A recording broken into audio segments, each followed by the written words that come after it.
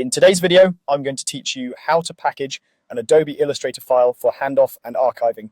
This process bundles everything your project needs into one neat folder, making it easy to send to a printer, a teammate, or your future self without missing assets or fonts. Start by opening your finished document in Illustrator. Make sure you're looking at the final version you intend to share. Packaging doesn't change your original file. It creates a new folder with copies of the necessary components, so it's a safe way to prepare a deliverable. Next, go to the top menu, choose File, and then select Package.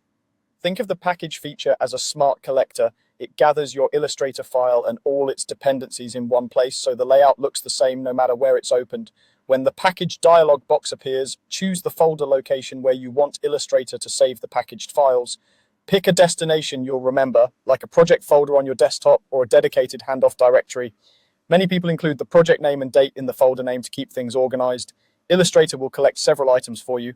First, it includes a copy of your OI file, which preserves your layers, artboards, and settings. It also gathers linked images.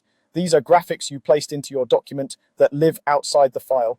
By packaging them into a links folder, Illustrator ensures they're no longer dependent on your computer's file paths. If you embedded artwork earlier, it's already inside the .ai file, so there's nothing extra to gather for those.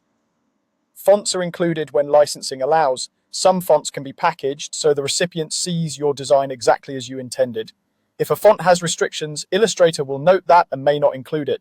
In those cases, communicate with your collaborator so they can install the proper fonts on their machine. This protects licensing while maintaining design integrity. You'll also get a text report, often called a summary. It provides helpful details such as the fonts used, linked files, color profiles, and any warnings Illustrator wants you to review.